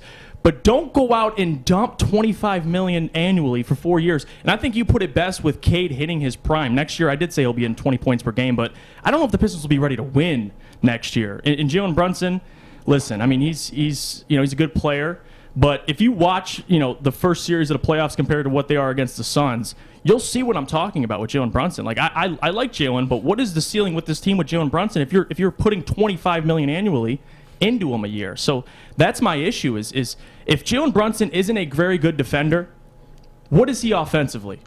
What is his ceiling? That's what I'm asking you, I'd say Terry. 18 points max. Okay, so is that $25 to $30 million a year worth that? If he's not giving you anything defensively, he can. It's not like he's not trying. He's 6'1". If you're going to have a franchise in Detroit, right, you always have to overpay somebody. But my point is this. The perfect free agent that you want and we all want is not going to come here. You're going to have to unless he's traded. Once again, what free agent has signed for the Pistons said, I'm ready to come to Detroit and I'm ready to turn it out? Well, what I would say to that is the 2000s Pistons never sought free agents because their roster was pretty complete, 6 straight Eastern Conference Finals, and then when they went into a rebuild, they were one of, if not the worst basketball team over a 10-15 year stretch during that rebuild time. And yeah, why would anybody want to come to Detroit? They sucked. And not only did they suck, they had no superstars. Andre Drummond was not a star player, let alone a superstar. All the players that they drafted, they missed on. And I believe this is a players' league. And with a guy like Cade Cunningham, I don't think you could convince me that in 5 to 7 years, they don't haul at least a very solid number 2 player. Again, we have the same conversation with Jeremy Grant. He gets you 18, 19 points a night. But he also plays defense. Yeah, but he's a number 3 on a good team. Right. But he's a selfish player. Jeremy Grant doesn't play for the team. Jeremy Grant is trying to show the league, I can play. There's a difference. Right. So, but once again, I think even with Cade Cunningham rolling, guys don't want to come to Detroit. They want to go to South Beach. They want to go to L.A. They want to play. They don't even want to play in New York anymore. And I get that. So, and I'll say this too: you might even be in a bidding war. Like I think Jalen Brunson, and I've said this free agency class is very top heavy. I think there's going to be multiple teams that are going to be in this for Jalen Brunson. So yeah, but you said you guys said that Jalen Brunson, he's a good fit. He's not going to. I'm not questioning the fit. 15 shots a game for Jeremy Grant, 13.5 for Jalen Brunson. That is not a significant difference. Like, I'll pass. Again, $25 million for an NBA player in today's NBA, given the salary cap will just keep going up and up and up and up and up and up and up. Yeah, you can pay guys like Zach LaVine FU money because it doesn't matter. You can pay 3 guys on your team FU money and then figure out the rest. The Pistons really are only going to have to pay Cade a lot of money, and the rest, when the time comes, they'll make that decision. Right. Sadiq Bey, Killian Hayes, you can make that decision later on. But a guy like Jalen Brunson, again, we have this conversation with Jeremy. You need a number 2 in Detroit. Jalen Brunson is not that guy. No. Jeremy Grant is not that guy. Killian Hayes is not that guy. Sadiq Bey is not that guy. So whether it's through the draft or in future free agency, you need to figure out how you're going to get a second star player in Detroit. It's going to have to be through the draft. And guess what, fellas? It could happen this year. Mm-hmm. And I'll say this, you can call it a hot take, but people in the chat can react to it. I think Shaedon Sharpe and Jaden Ivey are going to be better than Jalen Brunson. And those are 2 rookies this year that we'll see how the lottery goes, that we're going to be able to get. Jaden Ivey and Shaedon Sharpe. Those 2 guys I think will have a better career than Jalen Brunson. Okay, then you might have one of them on your team. And guess what? The guys are drafted. If you take either of those guys, you don't have to pay $25 million. Just give me a wing and D defender. Yeah. A guy that'll take 6 shots a game, 7 shots a night, make a 3-pointer or 2 a night, and call it a day. Again, build around Cade with shooters. It's that simple, and get him a number 2. You get him a number 2, this is going to be a very good basketball team. What else is very good is my hair. And I know that because all of you compliment me, and I really appreciate that. And Jeff's is better, but unfortunately Jeff isn't sitting up here right now. So he can't say what I'm about to say, which is Lady Jane's takes care of me every single week. They're awesome stylists, treat me like a king, and you should let them treat you like a king as well. Open 10 to 8, 7 days a week. Walk in anytime, relax, and watch your favorite team play. And before you know it, your hair will be game ready. Walk in anytime. Again, that's Lady Jane's Haircuts for Men. It's wicked awesome.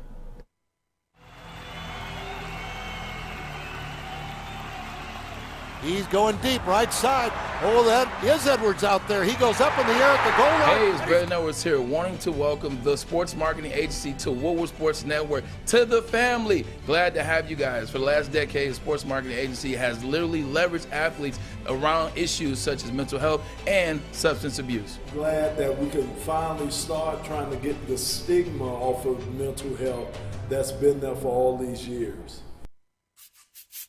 You don't have to go to the beach, man. You don't have to get your butt crack full of sand. You just need a little chili peppers, man, to get that glowing beach chili peppers tan. Woo! With 26 locations in the Metro Detroit area and more coming, Chili Peppers Tanning is where you'll find the cleanest salons in the D. Join the Pepper Club for the best deals on unlimited tanning. Head to chilipepperstanning.com. You just need a little chili peppers, man. Detroit has the best sports fans in the world. That's why they deserve the best sports coverage in the world. We are the Woodward Sports Network. Welcome back. Thanks for joining us on the Morning Woodward Show here on the Woodward Sports Network. Also featured on the Roar on 99.1, 93.5, and 94.7 HD2. Happy Cinco de Mayo, everybody. Adam's dancing. We're going to get tacos. He's buying. Corey just walked into the studio. What is up, Corey? And he recorded me, and I don't really know what that was for, so we're going to find out later, I guess. Corey, if you want to hop in real quick, I got a great question. You're right in time, dude. Right on time. You are right on time. What I want to ask this morning to everybody at home, and of course Terry and Corey, is how important is it for Jeff Okudah to recover and perform this year? As somebody that has been very vocal against not only the pick, but obviously how it's played out since. You're rooting for the guy to recover. You want him to play well. I mean, he's a human at the end of the day, right? So I can respect that. But at the end of the day, dude, you're the number 3 overall pick. I didn't pick you there. I didn't want you there. There's a stupid regime that was here before that did. I'm not going to hold it against you moving forward. But at the end of the day, you need to step up and play. And we need quality snaps out of you on defense this year, Corey. That's just my opinion. Absolutely, because the best ability is availability, and Jeff Okudah has virtually been not available for almost 2 seasons. I mean, he did play in the first season, but he had dealt with injuries. He virtually missed all of last year. He missed all of last year. He only played in the preseason in that first game. It is very vital that Jeff Okudah does come back fully healthy and ready to go. And not even just fully healthy and ready to go, Jeff Okudah has to be a key contributor to this defense. Because granted, the Lions did a very good job last year with Aaron Glenn and Aubrey Pleasant taking guys off the street, Mark Gilbert, Jerry Jacobs, guys like that, bringing them in and having them play meaningful snaps. But that was playing with house money. Regardless of the previous regime or not, they drafted Jeff Okudah to be the guy. He has to be the guy, because if not, the pick is a bust. And you don't want to, poo-poo on him, because it's not his fault where he was selected. But it's very vital that he comes back fully healthy. And I'm going to be honest, for this to be significant, he would, to me, needs to play bare minimum 14 games, 15, because sometimes knick-knack injuries come up. Bare minimum 14 games, and I'm going to just go out here and say it. He needs to be maybe not Pro Bowl level, maybe not Pro Bowl All-Pro level, but something near it. Because you have a guy last year in Amani Rourier who stepped up and played his ass off. And you get Iffy back. And you have Jared Jacobs. And you just added a safety in the draft, Kirby Joseph. And you added Deshaun Elliott. And you re-signed Tracy Walker. And there's you a lot of support. And Mike Hughes, they brought him in. Let's see what he can do. Yeah, so look, you need to. I don't need all pros. I don't need all pros. I need guys that are available. No, you need close to an all pro with him. With Okudah, because sure. The Lions can't afford to just throw first round draft picks in the garbage. And if Okudah comes here and he's just all right, then the fans start percolating, and then you have an Eric Ebron situation where everybody's on his case, and Eric Ebron wasn't able to handle the fans being on his case. I don't know if Jeff Okudah can handle it too, but you don't want a situation where the fans are looking at this guy, and they're always going to look at him and say, you were the third pick in the draft. They will never forget that. And you are just playing mediocre. That's not acceptable. So you don't want the fans on his case because he may not be able to handle that. Then he could become worse. So it is important that he plays at close to a Pro Bowl level. You don't have to be in it, but yeah, that's what I'm saying. He has to play close to it because, as you just said, as you just perfectly alluded to, the fan base here they're not patient anymore, and rightfully so. It's about time for the Lions to go ahead and turn that corner. I believe that they have a front office and the coaching staff that is doing that. But you need Jeff Okudah to work this season because if not, I'm gonna be sad. It's gonna be time to part ways. You don't have to part ways with him yet. You just don't have to extend him on a 5th-year option. There it is. That's it. You don't have to pick up the 5th-year option, and that's it. But I mean, who knows if you can get something for him? Yeah, but you trade him. Look, I don't want to bring up trading Jeff Okudah just yet. We'll see how he recovers. But the guy's played less than a third of the possible games. Yeah, he's been available to. And hopefully he can come back. I mean, last year was something pretty freakish. Yeah, but the problem is with that, when he was on the field, outside of Arizona in 20, he didn't look good. He got beat all preseason. And there is something to that. And I'm going to go back to his own words because I like to take a player at his own words. He said that when they brought in Aaron Glenn and Aubrey Pleasant and his coaching staff, he understood now what his job was as an NFL cornerback, which tells me that the previous regime didn't know what the hell they were doing, even with the defensive guru that Matt Patricia was supposed to be. Don't insult Matt Patricia. You mean the new offensive coordinator? Excuse me. Thank you very much, Terry. The new offensive coordinator for the New England Patriots. He's going to light the league on fire. Cole Strange will be the best slot receiver in the NFL this year. Did I make my point? And the smart thing for us to do is something we're not going to do. But the smart thing would be, okay, let's see what this guy does under this regime. Because if you're a rookie cornerback and your head coach is saying, we're not going to put pressure on the opponent's quarterback, guess what's going to happen to you? You're going to get burned. I don't care who the hell you are. You're going to look bad. And Jeff Okudah, to his credit, does look good against the run. Looks like he's a good run corner. But if you're letting the quarterback sit back, look over the field, pat the damn ball, and you're a rookie or a second-year guy, you're going to get lit up. So now we need to see different regime. Aiden Hutchinson might be the best thing for Jeff Okudah. Let's see how he is with an actual pass rush. I do think that if he stays healthy, that he can become something. Because again, I'm just going to go back to this. Regardless of whether he was selected number 3, number 5, whatever, the guy did have talent coming out of Ohio State. Right. And he had talent coming out of Ohio State, and we saw what the Lions were able to squeeze out of those guys that were getting off of the street. I just have a hard time believing that you can't squeeze that out of Jeff Okudah. Yeah, I think the coaching staff with Aaron Glenn and Aubrey Pleasant is very capable. I want to continue the conversation. Are you going to be patient with Okudah?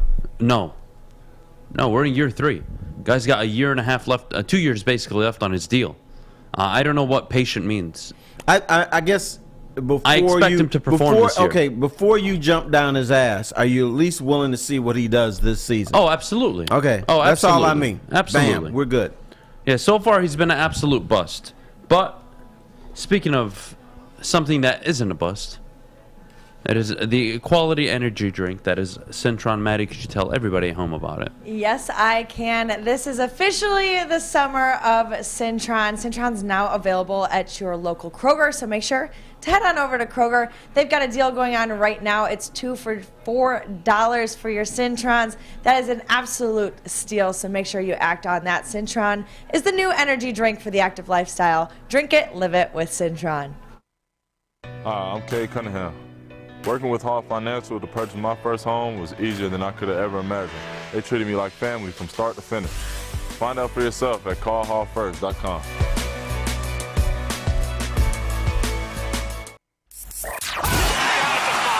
Three NBA championships. Detroit fans were there. 11 Stanley Cups. Detroit fans were there. 4 World Series wins. Detroit fans were there. And that one Lions playoff win in 1991, yeah, Detroit fans were there. Woodward Sports, where the fans are. Well, guys, it is 9:41 in the morning, and all I can think about is what I am going to have for lunch. And the first thing on my mind is Wing Snob. They've got fresh, juicy, hormone-free chicken. They literally have the best traditional wings. Try out their signature sauces, Jamaican jerk or lemon pepper. Their wings are tossed to perfection in any sauce that you may choose. When the wings are this good, you're allowed to be a snob. Order online now at wingsnob.com. Wingsnob, we just have better wings. Wings and football. Cinco de Mayo, Alex Mayo's birthday. How do you not? Absolutely, Fish. You're crushing it this morning. Corey, thanks for sticking around with us. We were talking about Jeff Okudah, the progress he needs to make. Terry asked me, am I willing to be patient with him? Patient? No. Am I willing to see how the season plays out? Yes. That's patient, all I meant. Patient, look, he's missed the first 2 years. Again, you can be a bust for a variety of reasons, and some of those reasons may not even be your fault. You can be a player that walks into a god-awful situation and you never got the chance you needed, or the coaching you needed, or the love you needed. You could be a player that excelled really well. You were playing really well, but your team just sucked and you couldn't overcome it. You could be a bust for being injured your first 2 years and still saying, oh yeah, well he has potential, but you haven't seen it. That is a bust. Being a bust isn't you suck. There are a variety of reasons, and right now the reason for Jeff Okudah is simple. He hasn't been on the field. Yeah, I mean, I think people take the term bust too literal, like you're trying to discredit a person. Like you said, bust can be, it's very universal. Right now, the Jeff Okudah pick is trending toward bust. He has the chance this year to eliminate that. Without a solid season, then you're going to be leaning towards hearing, oh, it was a bust. And you know what? Again, I don't think it's his fault. That's partly the fault of keeping around a coach and a GM who were making a pick for the best interest of their future and not the best interest of the franchise's future, because I'm not having revisionist history on this. I don't know if we have any type of record of it or not, but I was saying that they should have went ahead and drafted Justin Herbert and sat him for a year. I know some people were talking about grabbing Tua, but with that hip injury, and they're talking about how serious it was, no. And now look at what happened with Justin Herbert. Yeah, but we're crazy. We're the crazy ones that said. GM. Yeah, but we're the crazy ones because you think of the future of your football team. Yeah, I mean, my job as a player, perform this year. Yeah. My job as a head coach, win this year. My job as a GM, build a team for this year and the future. Corey, critical question. You've talked to Jeff Okudah a few times? I mean, at the facility, yeah. From your dealings with him, is he shook, or does he still have that swagger? Oh, he still has that swagger. Okay, he still has that swagger about him. There's nothing, at least from what I've seen, there's nothing about his psyche or a lack of confidence. It's like He's ready to go. I have not talked to him since being, a media availability sessions, but during that time, he seemed that he was ready to go. If you go look at his workouts right now, he appears ready to go. He's talked to Chad Johnson, the owner of our network. He's been working his ass off, and is getting in the best shape of his life, and is focusing on his personal business, and is getting ready to go out there and perform this year. So all things are looking good for Jeff Okudah to have I don't even want to call it a breakout season, just a good season. I haven't seen one video of Jeff Okudah outside of him training on the field. On social media. Nope. All summer. All business. All spring. It's been all business. And look, I hope he plays well. I don't want the number 3 overall pick to suck. That's not fun. And like you said a little earlier, by the way, Aiden Hutchinson, Jameson Williams, Josh Pascal, Kirby Joseph. Ideally 4 people that are going to be on the field this year. Jeff Okudah is going to count as another pick, considering he hasn't played his first 2 years.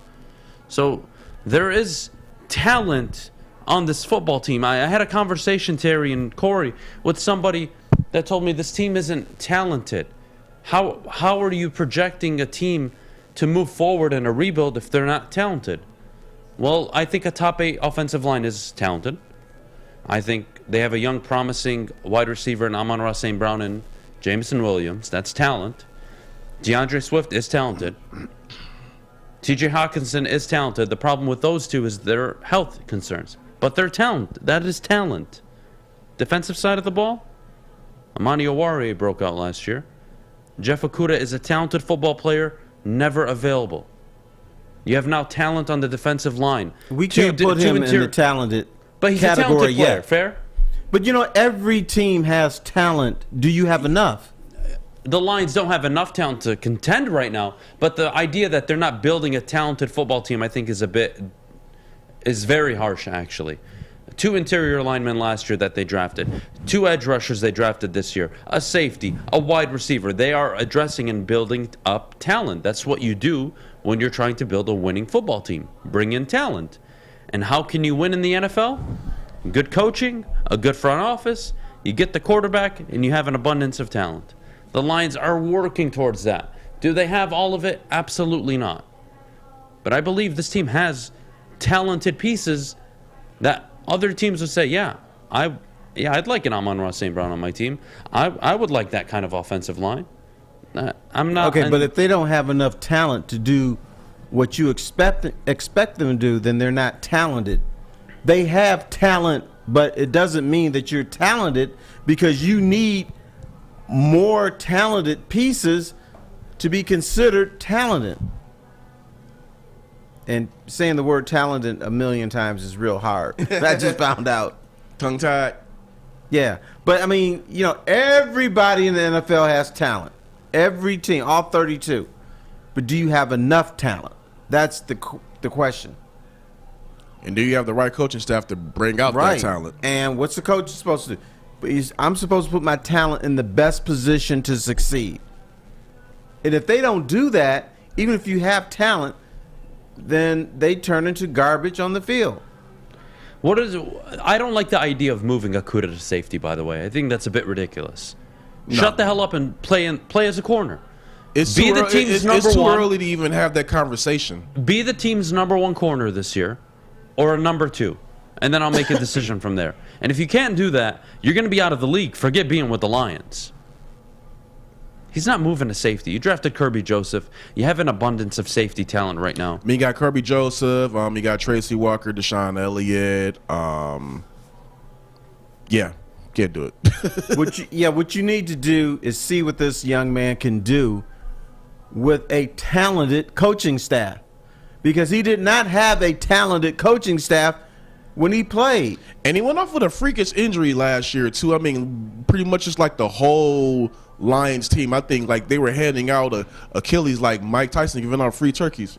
Right. Nino Brown, whatever you want to call it. But, listen, he's I want to played 10 games. Yeah, 9 first season, 1 last year. He's played 10. Talk to me about moving to safety. If he gets through the goddamn season, he just sucks. Yeah. And if 5, 6, 7 games in, he's struggling, and they need to swap him over, fine. But either way, it doesn't move you away from the fact that he's a bust. if he doesn't work out at the corner position. I don't want to hear, like these Kyle Hamilton people, oh, well, we can line him up as a linebacker, and then we can play him in the slot, and then we can put him at safety. Hey, I'm one of them. Hey, I'll admit it. I can't deal with it. it. A lot of things with him. Maddie's yelling at me, so we're gonna head to break. But before we do, I gotta tell you about the official sticker partner of the Woodward Sports Network, and that is Sticker Genius. Check out Sticker Genius at stickergenius.com. Follow them on their social medias. They revamped and overhauled this entire studio within one day. They do a great job. Clean crew. They pick up after themselves, and they do the job the right way. Check out Sticker Genius, and we'll be right back with mailbag. So get your goddamn questions in the chat. Cintron is the official energy drink of the Red Wings, proud partners of the Detroit Pistons, and exclusively served at Little Caesars Arena. If you're looking for premium ingredients, long-lasting energy, balanced hydration, essential vitamins, and great taste, Cintron is your top choice. Hi, my diamonds. It's Crystal with an X. You want to get hot and perfect like me? Here's my super easy routine. Drink at least a gallon of water before you wake up. Attach a weight to everything in your house. Hello? Sell your car and just sprint everywhere. Scream when you exhale. Don't follow Crystal with an X. Do your own thing at Planet Fitness with tons of equipment and free fitness training in our clean and spacious clubs. Join now for just $10 a month and cancel anytime. A network for the city, by the city. Woodward Sports is Detroit Sports. Welcome back. Thanks for joining us on the Morning Woodward Show here on the Woodward Sports Network. It's mailbag time. Get your questions in the chat. Do you have a question you would like to start with? Oh, God. Well, we can start with the Eastern Michigan question, Terry, if you want. No, I asked Corey, because he's the bag man for Eastern Michigan. I asked him, how's Eastern football going to be? They going to win the MAC? If I'm the bag man for Eastern Michigan, that is why we suck. I didn't say the bag was full, but he is the bag man. All right. Let's start with the questions. What are the Lions' biggest challenges coming into the season? Defense, offense, we must rush the passer for sure. Well, Swell Mel 93, thanks for the question. I would say their biggest challenge this year is will the defense be able to stop the run? They were awful against the run and the pass. They were just awful last year, but I believe they'll get better in the pass rush. I don't think they're going to be bottom 6, bottom 8 in the league like they've been for the last 7-8 years. The team will improve in terms of pass rushing ability. They're going to have to be able to stop the run, and that's where I look at the interior linemen. I look at the linebacking core, and I am a little concerned, yes. I think that would be their biggest concern. You could be right, but the thing that I think we're sleeping on, the offense sucks too. And I want to hear, well, in the last 6 games, they went 3-2-1. But you have to understand, Green Bay didn't play their entire team. At the end of the season, you see the Lions on your schedule. I don't think teams game plan for them. They're like, we don't have to worry about the Lions, so let's move on. You have to start all over, and I understand that, yes, you have different coaches and stuff, but you have to start all over because the mentality of NFL teams in September, December, and October, everybody's good. So we got to be on our game. I think in December, when teams see the Lions on their schedule, they let up. Like, we don't have to respect this team. So I think both sides of the ball need drastic improvement. All right, who will have a more productive year one, Hutchinson or Kayvon Thibodeau? I would lean Aiden Hutchinson. I think he has more talent around him, especially on the defensive front. Kayvon Thibodeau's walking into a situation where New York is in the first year of Dable. We're not sure how his defensive coaching staff will look, how they'll turn out. Will it be better than last year? We'll see. What I know with Aaron Glenn and the coaching staff available to him is that they're going to coach up players, and I think Aiden Hutchinson will benefit. So I'm going to go with Aiden Hutchinson on that question. If you led the league in interceptions, are you considered a game changer? Sean, not anymore.